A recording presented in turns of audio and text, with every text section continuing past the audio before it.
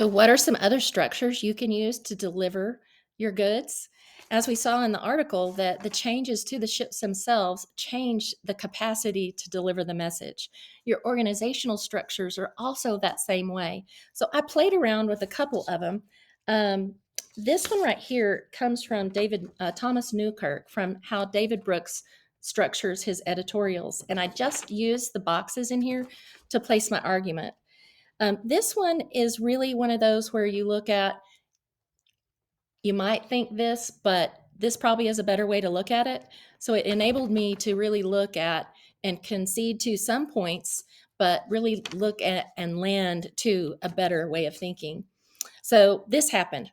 Sail ships helped folks in the US during the gold rush. And then I quoted from the text. Thousands traveled to San Francisco.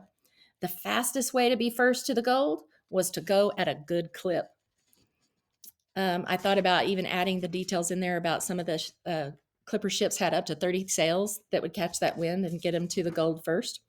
An obvious way to think about this is that because of the ships, the population out west expanded, particularly in San Francisco, where no city had been before. The ships brought huge amounts of supplies to help the growing city, neighborhoods, and businesses. The problem with this view is that the Suez Canal opened in 1869. People didn't have to sail around Africa to get supplies, and the time factor was now irrelevant. A better way to understand this would be to understand how steamboats were used by more than merchants needing to travel, or gold diggers, because of their unique design, the narrower ships, the flatter bottoms. These ships opened up settlement for the entire West and encouraged the expansion of railroads. Steamships definitely had a better impact on life.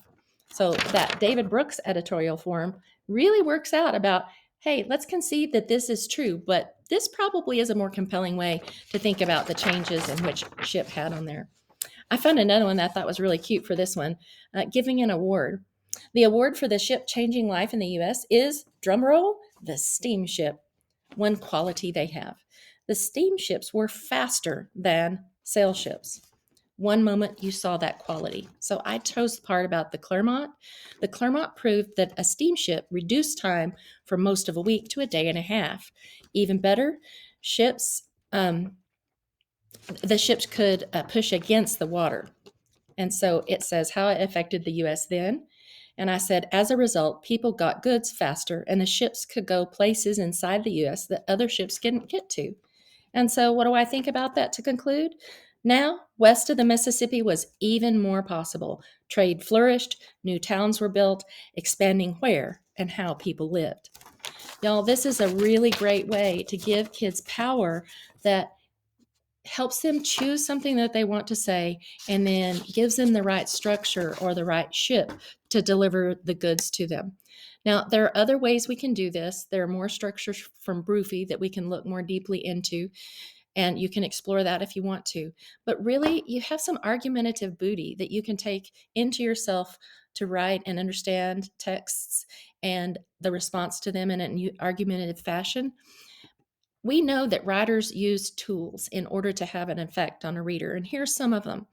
But what we see now with response to text is that now the student uses the tools of making that claim, QA 1, 2, 3, 4, 5, selecting text evidence and prioritizing which pieces of evidence are most compelling or least compelling. We see that there are structures and organizational patterns that really put those ideas in a way that deliver to the reader a better understanding of what it's involved.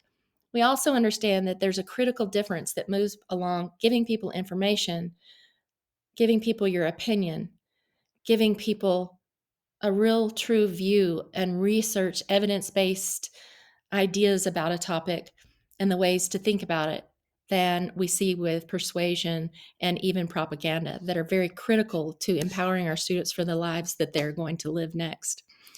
So as you move forward in the course, if you're in my writing course, I want you to think about the handouts that are in here and the things that we've learned about the differences between opinion, persuasion, and argument as you begin to craft your lessons and your argumentative responses to the things that you're working on in class. Happy writing.